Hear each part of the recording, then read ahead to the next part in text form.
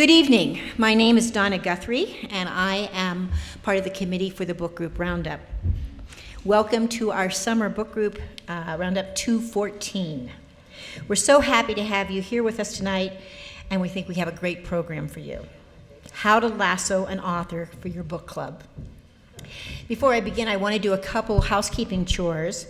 This event is being filmed by the library staff to be given to the authors for their websites and also to be used on the library channel, and we wanted you to know that. There will be an autograph session at the end of the meeting. We do not have a change box, so we ask for correct change or a personal check. We started this book group Roundup in 2010. They're held twice a year, in August and in January. August is usually just for the book group members and their close friends, and then the January meeting is open to the public in general. And every time it's been the book group leaders who have been instrumental in getting the word out for us. And I'd like to thank all the book group leaders out there who get our emails and pass them on to you. And I'd like to thank the other members of our committee. Tracy, could I have you stand up so people can see you? Tracy Cooper, Melissa Mitchell, Cynthia Provenzano, Diane Wyniewski. Without their hard work and support, there wouldn't be a book group Roundup.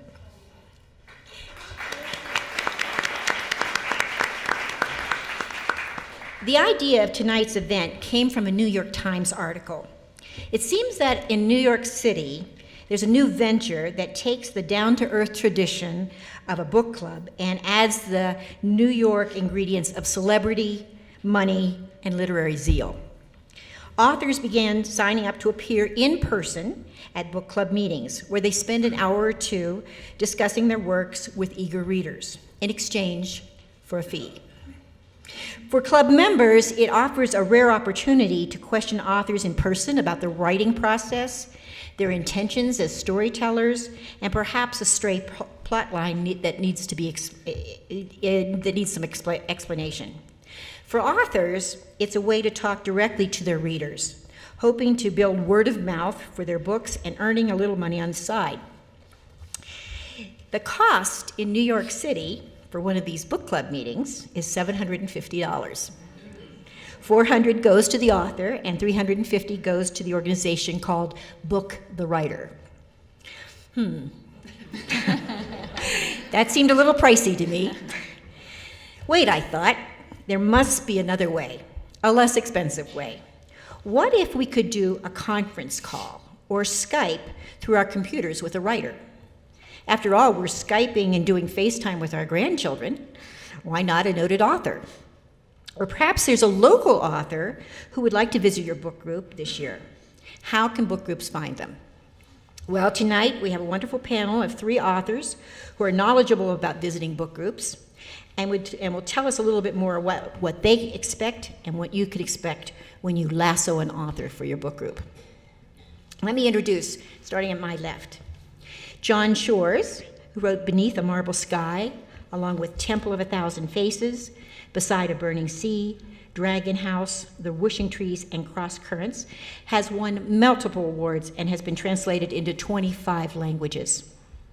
John has also spoken via speakerphone to more than 3,000 book clubs. For free, no $400. I'd be retired if it was $400, but anyway. But Publishers Weekly writes about John Shore's Beneath the Marble Sky, a spirited debut novel with infectious enthusiasm and just enough careful attention to detail. Shore gives us a real sense of the times, bringing the world of imperial Hindustan and its royal inhabitants to vivid life. Rachel Weaver, author of Point of Direction. Rachel holds an MFA in writing and poetics at from Naropa University.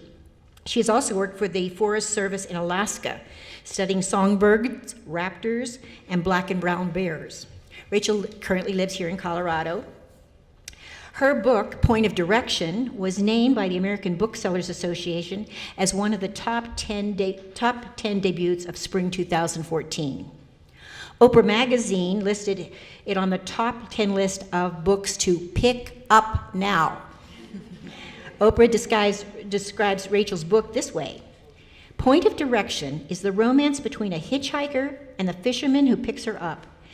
Becomes even more complicated when they agree to become caretakers of a remote Alaskan lighthouse in this strikingly vivid debut novel. Nancy Saltzman, author of Radical Survivor, over there at the end, lives right here in Colorado Springs and is a favorite visitor to book groups. Following her successful 32-year career as a teacher and administrator, Nancy decided to make all her dreams come true. Her memoir, Radical Survivor, about her life, how she survived cancer and the loss of her husband and 2 sons in a small plane crash. As one reviewer wrote, an unforgettable journey that will change you forever. So let's begin. Taking turns, moving that direction, could each of you tell us a little bit about your book? I feel like it should be ladies first. Okay. We'll start at the other end. Nancy, you go first. Now, before we started, I said I wanted to sit at the end so I could go last. Oh, okay. All right. I No, can go- no, I can go John, first. that's okay. I'll start. So just tell a little bit about the book. Yeah, tell about the book, please. As Donna said, and Donna, thank you for putting this together and encouraging people to have authors come to book groups, because as far as I'm concerned, it's one of the most fun experiences that I've had after writing the book, is meeting readers who want to learn more about writing or self-publishing and storytelling. So thank you very much for doing this. As Donna said, my book is a memoir, and it is a story of my life. It begins with the very last day that I had with my husband and 2 sons in Las Vegas, because we had gone there to watch the Davis Cup tennis tournament, because my husband owned a small tennis shop, and it was one of his favorite things to do. And he had flown there with a pilot from Colorado Springs and the pilot's wife, and there were 4 seats on the plane, so he had flown with both of my sons, one who was turning 11, the other one was going to be turning 13. So they flew to Las Vegas. So I start the story with the last day that we had together, because I did join them after flying there on a commercial flight. So the book starts with our last day together, which was absolutely wonderful, and then it's the prologue. It ends with me getting the news that the plane crashed south of Pueblo in Westcliff, and there were no survivors. And then I start at the beginning of my life, growing up in Indiana, and my parents, who were both psychologists, and how they raised us, and they raised us to believe we should make a difference in the lives of others. So I became a teacher. I came out to Colorado College, graduated and taught in Widefield, so I talk about all of that, and then I talk about marrying my college sweetheart, and then getting divorced, and then meeting the love of my life, Joel Herzog, who owned the tennis shop. And so then I just talk about what happened and what our life was like when I was diagnosed with breast cancer and how I dealt with that. And I was also an administrator, and so I was an assistant principal in Academy School District and Falcon School District, and actually started my teaching career in Widefield. And there's talk about my job and the things I did in my job. So it's just really is a memoir, but it explains by the end why I think I survived, why I've been able to go on, and actually got married 10 days ago. Yeah, thank you. So it's very hopeful. It's a love story. Definitely there are some tough things in it, but it's actually very humorous, and it's been an incredible experience for me to write the book and then have people read it and tell me what they thought. Thank you. Rachel? So my book is a book of fiction. As it was mentioned, I worked in Alaska as a field biologist. I studied bears predominantly. I spent a ton of time in the backcountry doing all sorts of things in the name of science, like hiking around with a bunch of bacon in my backpack, sitting in tree stands that we had built that were about this big on a bear behavior project above a salmon stream where all the bears were below, and I was supposed to write down what they were doing every minute. And so within the first 5 minutes, a bear climbed up the tree right next to mine. And luckily not my tree, although certainly that was about to happen. So this book is really, it's not about any of that, but it really, the best thing about writing the book was the process of pulling in that sense of adventure. Alaska is really the type of place that demands adventure, whether you're ready for it or not. It's headed your way. And so the book at its essence is really an Alaskan adventure, like a good old Alaskan adventure tale. It's the story of a young couple that decide to lease the lighthouse, which the picture on the cover is an actual lighthouse north of Juneau, where I placed the book. I fictionalized the name because I've never actually been on the grounds of the lighthouse. But I was on the ferry one day, and all the ferries and all the tour boats go past this lighthouse. So if you've been through Southeast Alaska, you've certainly sailed past. Eldred Rock is the name of it. I was on the ferry one day, and the Forest Service puts naturalists on board to point out interesting things in the summer to tourists, things like whales or sea lion rookeries. And this guy got on the intercom, and as we were going past Eldred Rock, and said, "Hey, does anybody want to live out there? You can lease the lighthouse for $1 for 100 years. And I thought, that is a fantastic idea. I should do that. And then, of course, I went by a couple months later, and it was the winter time, and the clouds were all socked in, and it's in this really narrow fjord with these huge mountains, and it was super windy that day, and I thought, no, that is a bad idea. I should not do that. But it turns out that guy was completely lying. You can't lease lighthouses for $1 for 100 years in Alaska. I didn't find that out for years later, so every time I would go by, I would look and see, who did it. It just never can get out of my head. Who would do that? It's so remote, and it's just so such a crazy idea. And so eventually, it just would not leave me alone, and so the book came out of that person's lie. That's my story. John? Well, thanks for having us here tonight, and thank you to all of you for coming out. It's a beautiful new library, so congrats on that front. I've got a few books out. My first novel, Beneath the Marble Sky, is set in India, and it involves the creation of Taj Mahal. Back in 1990, I went to Colorado College, and a few years after graduating, I was backpacking around Southeast Asia with my wife, and we went to the Taj Mahal and heard this beautiful story behind its creation. And it's one of the most famous love stories in the world, but it had never been fictionalized before in the West. And I was kind of looking for my first book, and when I heard the story about the Taj, I felt like there was an opportunity to do something. And so I came back to Colorado and co-founded a public relations agency, but my dream had always been to be a novelist. So at night, on weekends, vacations, I toiled over Beneath the Marble Sky, and it took me 5 years. And I went through the usual unpublished writer's sort of nightmare of a lot of rejection letters with agents and editors and this and that. But finally, the book was published in 2004, and it's since gone on to become an international bestseller, and it's done quite well. We've just sold the movie rights to Warner Brothers, and allowed me to quit my day job and just write full time. And this other novel, Temple of 1,000 Faces, is my new book. But really, what I think the reason I'm here tonight and the reason that I've had success is due to book clubs. Because when the hardcover came out in 2004, I had this idea, and Penguin bought the paperback rights, and that version came out in 2006. And I went out to New York to meet them, to meet their marketing team, and sat in this fancy boardroom in Manhattan and asked them what they were going to do to promote the book. And they had all these ideas that they thought would impress me, and they were pretty pathetic, to be honest, because they don't really put any resources to a new writer unless you're quite lucky. So I told them this idea that I had, that I wanted to put a letter in the back of the paperback inviting book clubs to invite me to their evenings. And I said, I want to put my email address in there. This has never been done before. I think it could be really dynamic and help move a lot of copies. And they sort of rolled their eyes, and I think they sort of thought, oh, here's this little guy from Iowa, Sure, John, go ahead with your cute little idea.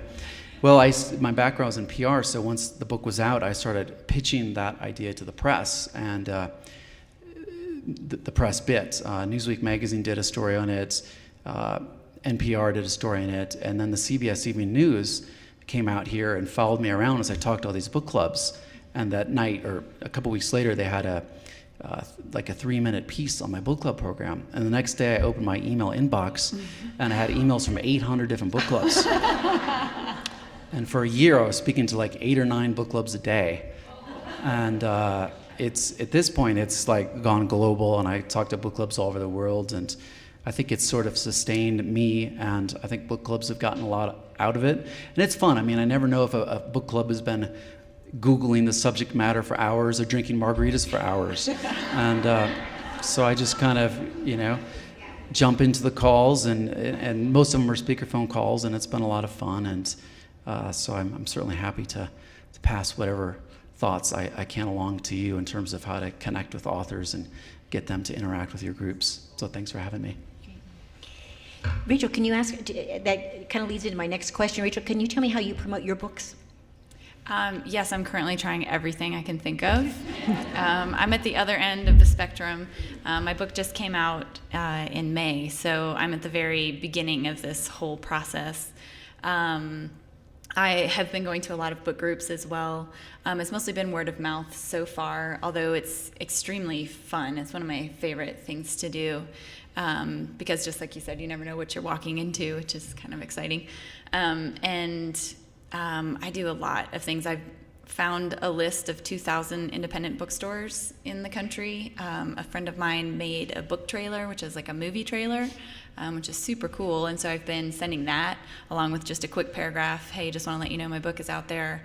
Would you consider carrying it in your bookstore? That seems to be working really well, mostly because a lot of the smaller independent bookstores just don't hear of books. And so a lot of them write back and say, oh, thanks for taking the time to let me know that this book is out there. Of course, that takes me, the list that I found is organized by state. I've been doing this for probably 3 hours a day for 3 or 4 weeks. I'm on M, Michigan. So I do all sorts of things. I'm writing a lot of personal essays, which is kind of a new thing for me. A lot of my Alaskan adventure type things for more commercial magazines to see if that can get my name out a little bit more. So pretty much anything I can think of. Great. Yeah. Nancy, what have you done? How have you been doing it? I think the very first thing I did was send an email to everybody I knew to tell them that the book had come out and ask them to buy it. And I also asked both of my brothers to please use their whole address book and tell their friends about the book. And so one of my brothers who lives in LA, he had his partner also then sent it out. And what Ed did is he wrote an email to all his friends, and it said, I highly recommend this book, and if you don't like it, I will give you the money back that you spent on it. And actually, I had a lot of people buy the book because of that.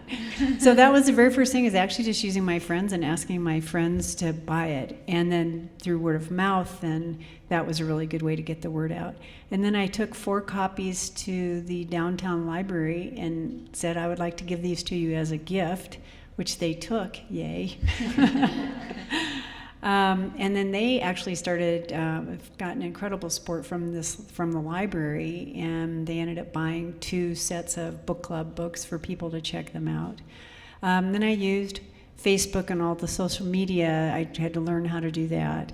And then once I sort of got everything going and the book was selling, then I did list it on Amazon, and I did have a paperback book, and also I did a Kindle edition. And on Kindle, they'll let you sign up for 90 days, and during that 90 days, you have to do a free giveaway. So I did offer the book for the first time, I think in February or March, the year after it came out, so in 2013. And it was downloaded 11,000 times the first time I offered it for free. It's been downloaded over 20,000 times free. I've offered it 3 times free. And that actually, it was just counterintuitive. It totally kicks off sales because people are reading it and telling other people about it. And it reaches people who wouldn't normally maybe find the book. So those were the initial things. And now I can go look and see if it's selling. And it sells as an ebook every other day, and I don't actually know how that's happening, and the paperback as well. So it's still slowly selling, and I do continue to post things about the book on my Facebook page and let people know what I'm doing. Yeah. John, I'm going to start with you about this question, but I'm kind of interested in all of you. How much attention do you pay to what is said in the social media about your book or by reviewers? Now, where are you in that? John, you go first. Oh boy, that's a loaded question. I think you try to block things out, but I think, at least myself, it's hard. Luckily, the feedback I get, 95% of it is really positive. And I obsess about my Amazon reviews. Every single day, like 4 times a day, I get on Amazon to look at the different books to see if they've gotten new reviews and how many stars those reviews have been. So I completely obsess about it. As I say, most of them are really favorable. Sometimes if I take sort of onus with sometimes reviewers can be a little mean-spirited, and I've never quite understood that. And if they have legitimate critique, obviously I don't have a problem with it. But sometimes I feel like they're doing it for whatever motive they have. And then there's just plain bizarre stuff. Like I was on YouTube the other day, and I did a search on YouTube for the first book, Beneath the Marble Sky. And you never know what's going to pop up. And sure enough, there was this woman, and she was living in Korea. And she had done this video of her holding up my book like this, just destroying it, which is her prerogative. That's fine. But what annoyed me was she said some completely inaccurate things, and so I actually emailed her, and I said, of course you're entitled to your opinion, and I respect your opinion, and you're entitled to post it on YouTube. However, you can't be lying about things on YouTube about me. It's slander. And so I didn't hear anything back from her. And the next day, I did a search, and she had posted a second video where she was happily holding up my book saying, wow, you really got under an author's skin if he actually emails you and blah, blah, blah. And she was so proud of the fact that she had sort of annoyed me. And so rather than sort of getting into some war with her, I just actually contacted YouTube and told them that it was she was posting slanders, inaccurate things about me, and YouTube took it down. So I'm sure she's probably the reason I've gotten a few recent 1-star reviews on my other books. But so I try to not pay attention to it, but at least for me it's very hard. Maybe I'm just weak. Then I'm weak too. I look at them all the time. And for the most part, they've been very positive, which I feel lucky about. But I feel like the Amazon reviews really aren't the real reviews. I feel like the book clubs I've gone to have been my real reviews, because people are much more considerate when you're sitting in front of them or at their house. And I feel like I've gotten some amazing feedback, because I think as a writer, you spend so much time by yourself and hoping that you're creating this type of world or having this type of impact on your reader. And so then to sit in a room full of people that say, I was impacted in this way, I feel like it's helped me immensely just in the last few months as a writer. So I try to pay much more attention to the discussions that go on in book clubs. But I do certainly look all the time at my Amazon ones. I got a really funny one today about how horribly written my book was, and every other word was misspelled. And I forwarded it to my brother because I was like, this one's hilarious. And he was like, stop reading these. What is wrong with you? But, I don't know why I can't stop. So. Nancy, how do you feel about reviews and social media? I pretty much have quit reading them, although I will say, like these guys said, most of them are really wonderful, but at first it was just really hard if you had a negative review to read it. Like when I did the free download, someone wrote, I would give this book the number of stars that I paid for the book, but since I paid 0, I can't give it 0 stars, so I'm giving it 1 star. But or this was an interesting story, but certainly was not worth a book. So clearly I've read them and maybe memorized them. But I do check them, and Goodreads also is another place where people review books. And it is just really interesting at a point in your life where you've worked really hard and done what you think you needed to do to tell a story, that we're now open to having people just say whatever they want to say. And on both Goodreads and Amazon, they discourage you from contacting anybody who writes anything about the book. So you do kind of just have to have a thick skin and say, well, you know, everybody, like John said, everybody's entitled to their opinion. And but I don't check it very often, and sometimes I'll just open it up and sort of. But, you know, and it's been very interesting to get the feedback, and since most of it really is quite wonderful, it is worth checking. Because all three of you visit book groups, what should book groups know about, you know, what sort of tips about, you know, first of all, inviting visiting authors, something that, how should they kind of handle it? Do you have any tips about making that connection with book groups?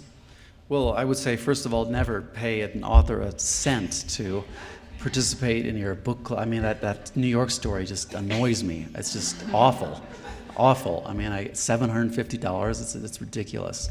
But anyway, so many writers these days are making themselves available to readers, and it's not that hard to track these people down and to connect with them. A lot of the authors make themselves available or publicize that through the websites, and so you can, you know, click on your favorite novelist or whichever kind of genre, and go to her or his website and see if they're making themselves available for book clubs. And if they are, reach out, and, you know, most likely you'll be able to have a connection. So it's a lot easier to do that sort of outreach today than it was maybe 10 years ago. And I mean, I grew up reading a lot, and I would want to connect with the writers who had inspired me, and I would occasionally write them a letter or something. I would never hear anything back, and I just decided that if I were ever published, I would be the opposite. I would make myself very much available, and I think a lot of authors have embraced that. And you know, the reason I say that it should be free for the novelists, there should be no charge, is because let's say I talk to a book club with 12 people. Well, most of those people buy the book, and we have a nice chat, and then they go tell their friends about the book, and the word spreads. So I am very happy to spend 20 minutes with the group chatting, and feel like it's kind of a win-win situation. So I would encourage you to be proactive and reach out and see what happens. Rachel, do you have some tips also about, you know, for book groups and book group contacts who are organizing this? Yeah, I would say just don't be shy. I think I agree. Most authors, I would say, are very interested in connecting with their readers, and it's usually a very positive experience for everyone involved. So if, just like John said, on anybody who's interested, any author that's interested in connecting through book groups will say so on their website. So if it's something that your book group is interested in, I would say just check out their website and reach out to them, and not be shy about it. Most authors are pretty excited about the idea of visiting with book groups. I do have a quick question for you, though. Do you find that it works better on speakerphone or with Skype or FaceTime, or what's your favorite? Well, I actually prefer speakerphone, because usually if I were to Skype, you know, most nights I'm in my pajamas and my hair's sticking up like this. And if I'm on Skype, that would make it a more of a process for me. I see. Okay. So, yeah. All right. Nancy, do you have any tips? I agree with both of the things that these guys said. The other thing I would add, though, is when people contact me, I do ask them what they would like me to talk about, because typically, rather than talking about the book because they've read the book, I talk about why I wrote the book and what it was like to publish, and then just open it up for questions. Because my first experience is that people were kind of nervous when I got there, and I just said, well, you guys should drink and do what you normally do. But I would like to fit into whatever what they usually do, what their agenda is, so that I can meet their expectations. Have any of you ever had a bad experience of going to a book group, so that we would know what not to do? I mean, I've spoken to 3,000 book clubs, and of those 3,000 book clubs, so let's say 10 each, so roughly 30,000 people, I think I felt like inappropriate comments from maybe 3 or 4 people. So I agree with Rachel in that if it's very easy for people to write a nasty review and post on Amazon, but if you're having a phone conversation with someone, it doesn't happen, and I can't imagine anyone in this room having to worry about that, because I'm sure that you'd all be very gracious to the author. But I think just being honest, and it's okay to say, you know, and I've had thousands of people say, I loved your book, John, but I didn't quite understand why you did this, or to me, I didn't understand why she did this, or I wouldn't have done this. And I've never taken any sort of offense to those sorts of comments. I mean, for me, it's interesting to get the reader's perspective. And I've learned a lot from it. For instance, you know, the first book, Beneath Marble Sky, a lot of book club members said, it would have been great, John, to have had a map in the book, so I could actually see where the characters are in India. And I thought, wow, they're absolutely right. So for instance, in this book, there's a nice map. So I've sort of been open to that kind of feedback, and I've acted upon it. Yeah, I haven't had any bad experiences at all. They've all been really fun. I've gotten a lot of free wine. And I would say I've had the opposite of bad experiences, that it's a lot of the groups have really opened themselves up to talk about things that they might not previously have talked about, because we are talking about loss, and we are talking about love, and we're talking about how do you survive. And most of the groups I go to, people in the groups have their own losses and their own experiences and want to talk about them. So it really opens up a discussion.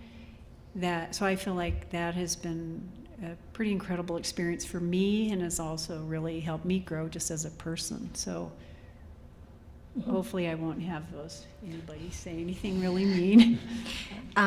Other than your book that you would of course recommend, when we come together for these book group roundups, one of the fun things is to exchange the books that, you know, titles of books that we're reading that we love. Other than your books, what are you recommending? What are you recommending to friends and other book clubs? Rachel, let's start with you.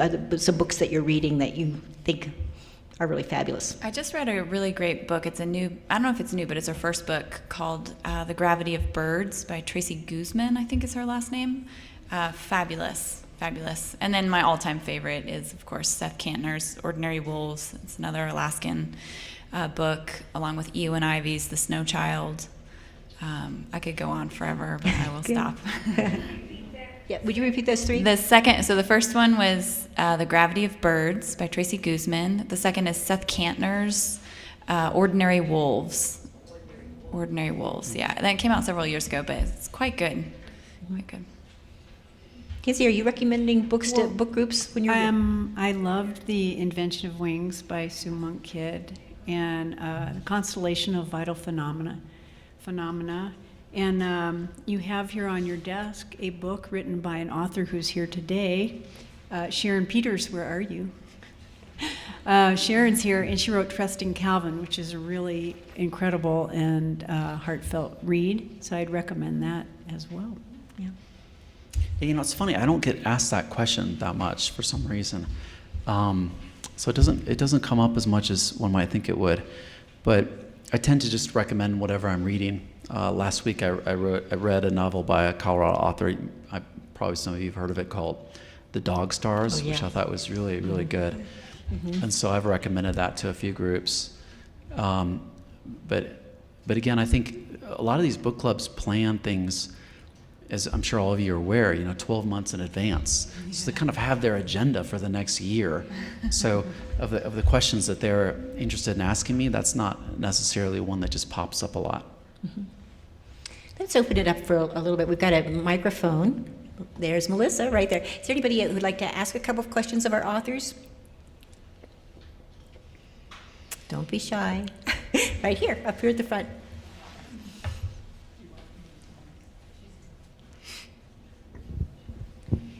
How hard was it to get your first book published? Super hard. Let's see. The quick version is I started writing so I studied bears. They go to sleep in the winter, so I had a lot of months off in a very dark, rainy place. And the only places that were open in the small little village I was living in Alaska was the bar or the library.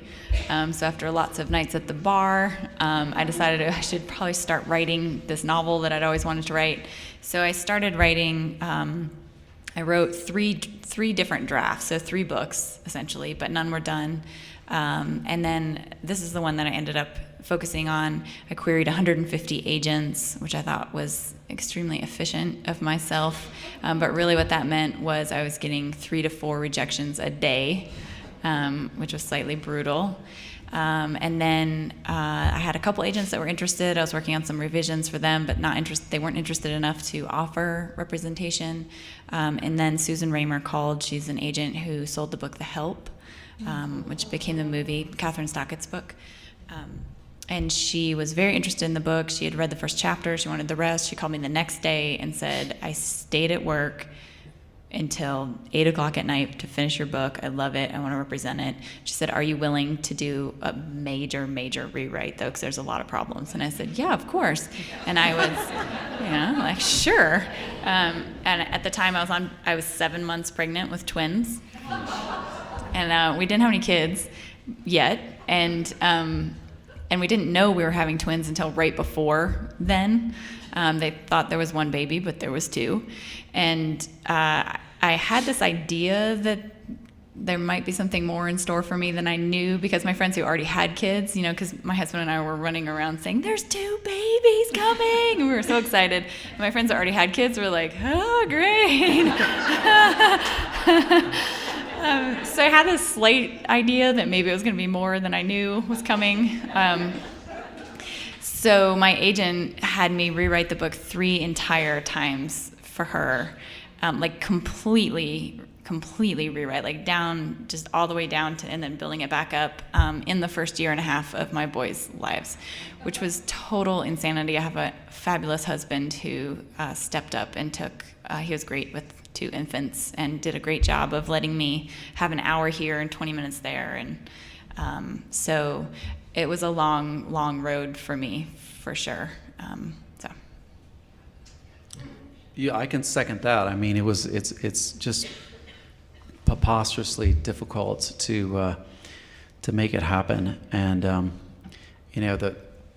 I also reached out to a lot of agents and got a lot of rejections. And I finally got an agent, and then of course the agent's job is to go out and sell the book. And she would send it out to the New York editors, and some of them had really sort of very legitimate complaints, but others I couldn't. One person came back and said, John, love your writing style. I think it's a great story, but the book just didn't quite work with me. Why don't you just go write another and I'll take a look at it? And I just spent 5 years working on this novel, and I would have honestly rather jumped out of a building than to go write another manuscript. So it was sort of tough waiting through all those things. Another editor sent a rejection letter to my agent. She said, love the story, love John's writing, but we just published a book on Cleopatra, and it didn't sell very well. And so we're going to decline John's manuscript. And I said to my agent, Cleopatra's been done 10 times. No one's ever written a novel about the Taj Mahal before. What's the connection? And a lot of editors would say, we just don't think American audiences or readers will be interested in a novel set in India. And I never believed that for a second. I said, this is one of the most famous love stories in the world. It's a beautiful love story.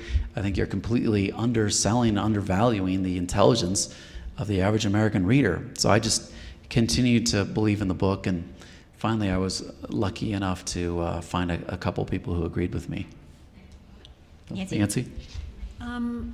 Well, I had a totally different experience because I never submitted it to a publisher at all. I just self-published, which means I wrote it and then worked with a freelance writer who gave me some feedback, and then I rewrote it, and then I started working with an editor, and we started at the beginning and went all the way through it. And when it was done in the way I wanted it, it has letters throughout it that people wrote to me, and I thought it was really important to have those in there, and also has pictures in it, and it was exactly the way I wanted it to be.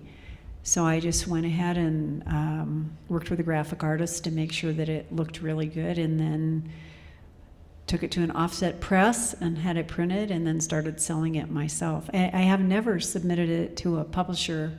I have had people ask me why I haven't, and I guess it's because I like it the way it is, and I don't really want to change it. And so unless, there's some miracle and a publisher reads it and loves it and wants to talk to me about it, I feel really good about having self-published. And because the way you can use Amazon and like talk to independent bookstores and the different kinds of things that you can do, I think even when you have a publisher, you end up being a marketing person and a PR person, and you're going to have to promote it. I mean, John described how he actually got everybody to pay attention by saying, hey, how about I share my email address and contact. So that's not to say, well, I already said it's not to say I wouldn't love having a publisher, but so far it's just been a good experience for me to have self-published it.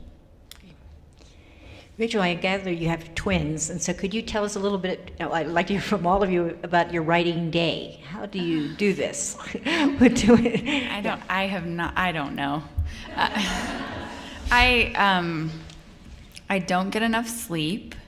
For a while I was in the groove of getting up before them and getting some work done in the mornings. But quite honestly, my book's been out for four months, I guess. And so I'm still doing 3 hours a day, I would say at least, of marketing for this book. I miss writing novels terribly. But I feel like right now I just have to really market this one. So I've been writing some personal essays, some short stories to keep my, sort of my hand in the game as far as writing goes. But with the boys, I can make every plan there is, and then all of a sudden somebody's sick or, somebody's crying or whatever it is. So I try to carve out as much time as I can, and I hope they're starting preschool for the first time next week. I'm so excited. So that will be 2.5 hours, Monday, Wednesday, Friday. So I think that will change my life. Nancy, do you have a writing schedule or writing day? Well, I was really lucky because I was a principal and I had retired, and so I did have actually long blocks of time where I could write. And I did a lot of things to prevent myself from writing. Like I took a lot of writing classes, and I met friends to talk about writing. And I did procrastinate for a couple of years, but I kept running into kids from Broadmoor Elementary who would say, Dr. Saltzman, you said that you retired so you could write a book. Have you written a book? So I did finally figure out that I needed to start with an outline and start at the beginning and write to the end. And that's what I started doing. But I did have long blocks of time, so I would take a couple of days and goof off, and then I would write for a couple of days, and then depending on if I was writing something that was hard to write, I would write a little bit and then take off a couple of weeks and then write again. John, what's your writing day like?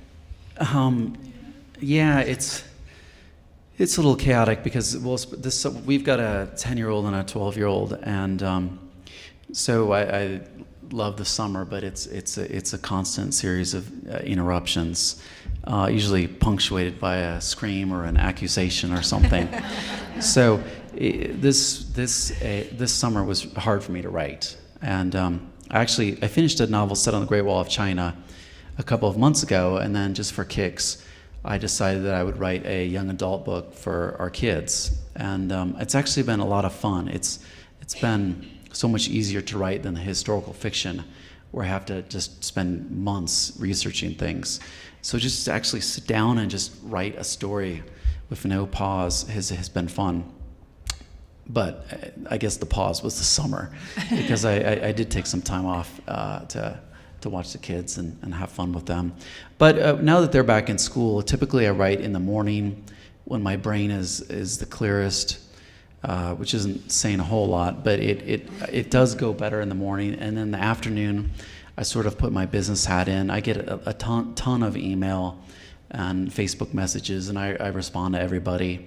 So that usually takes me an hour or two to get through all those, and then doing events and things like that. So there's the writing side of this equation, and then there's the business side, because basically when you're a novelist, you sort of do have your own little company, and there are a lot of moving parts involved with that beyond the scope of writing. So my writing day is maybe 3 or 4 hours in the morning, and then the sort of COO, day is in the afternoon.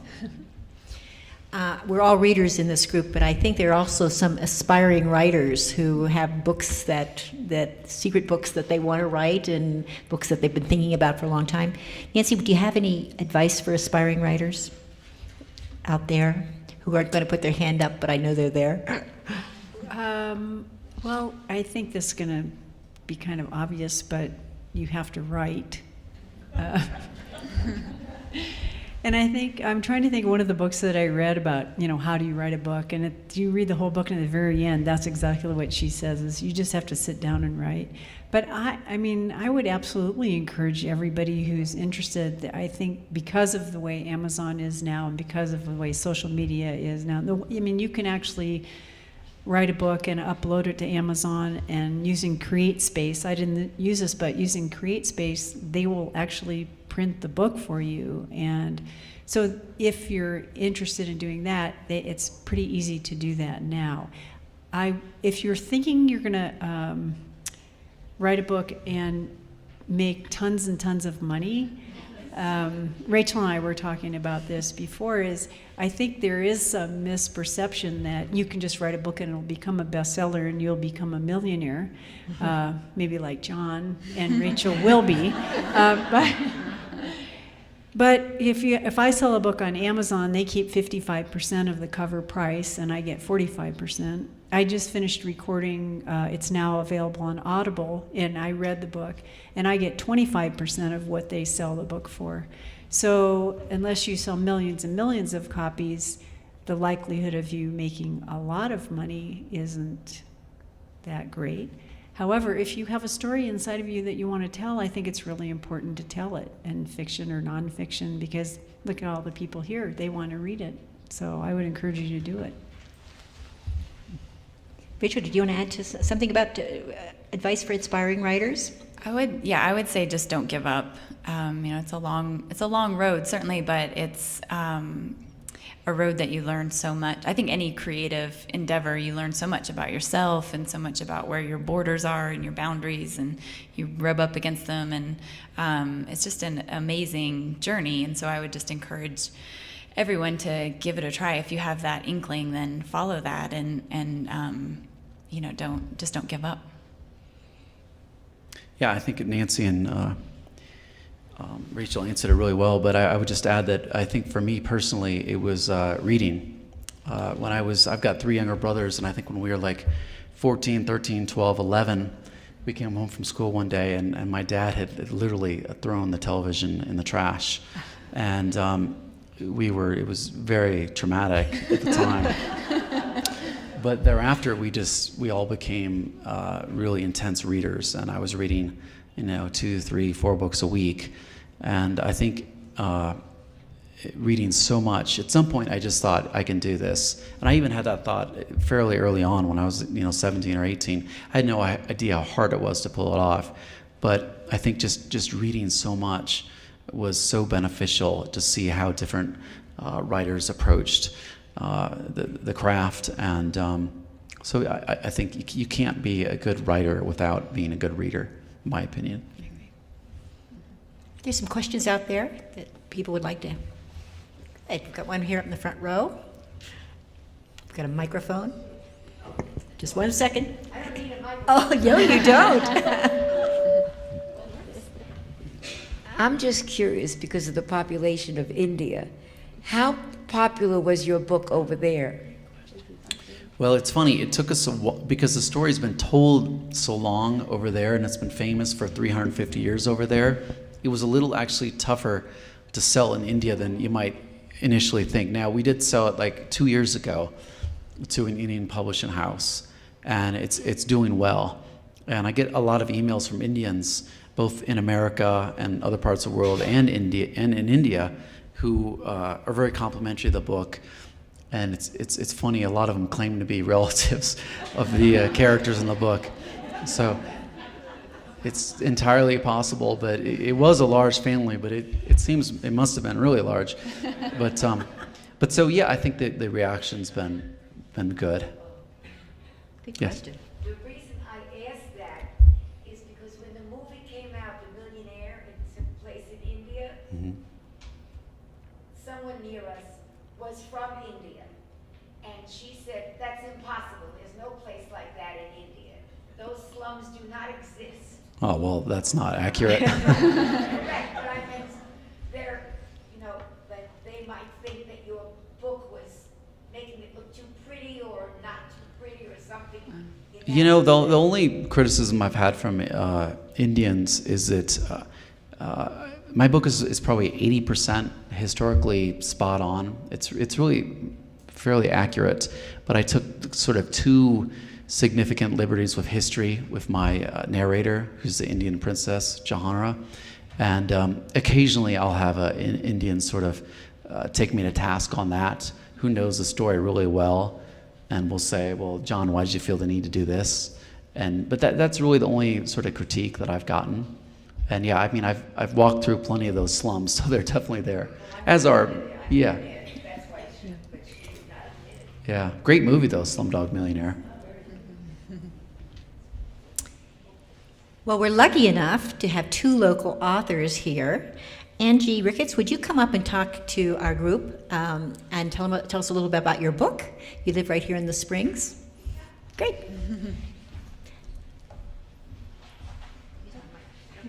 I wasn't really prepared to say anything, but my name's Angela Ricketts, and I've been a stay-at-home mom for 16 years and had a cleat thrown at me in the car on the way here, so I can really relate to the accusations and kids.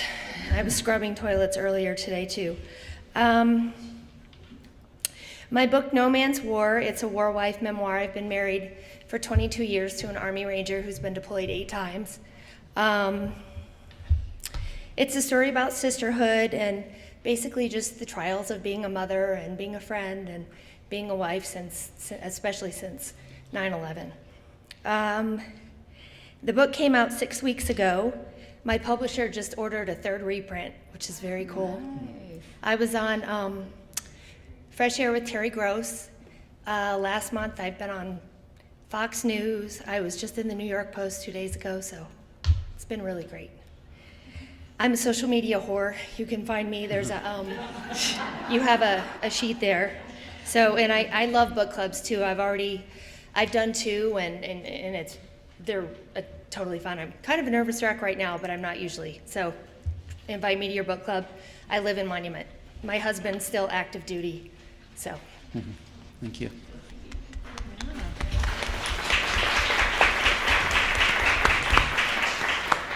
Sharon Peters, can we have you come up and talk about your book? I know you live right around the corner from me.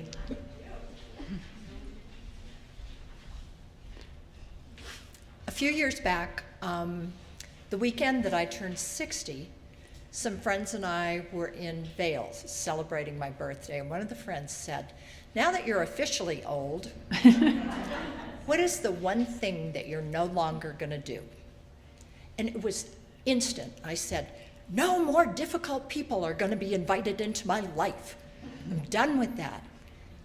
I learned a week later that you never get too old that you can't make really stupid comments.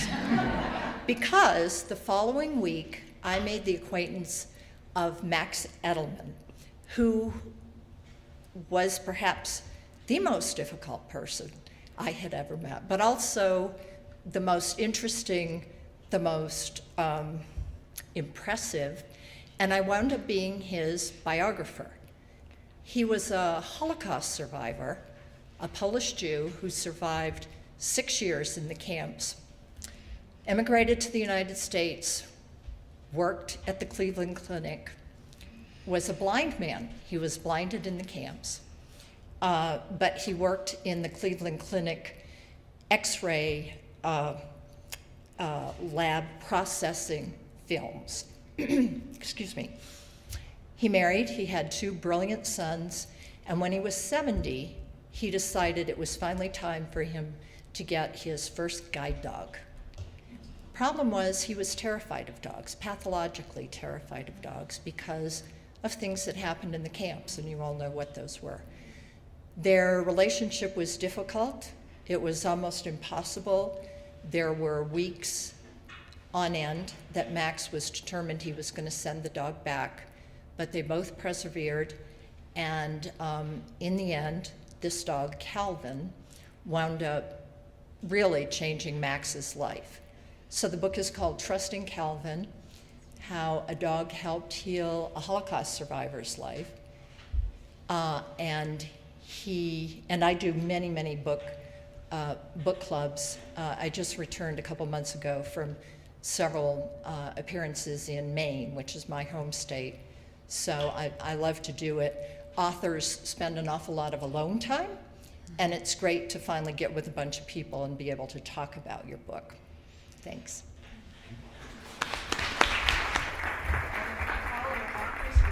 Thank John and Rachel and Nancy for being with us tonight. If you would like to get a signed autographed book, there's plenty of time.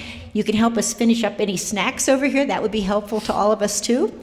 I hope to see you in January at our January meeting. Thank you all so much for coming. Thank you.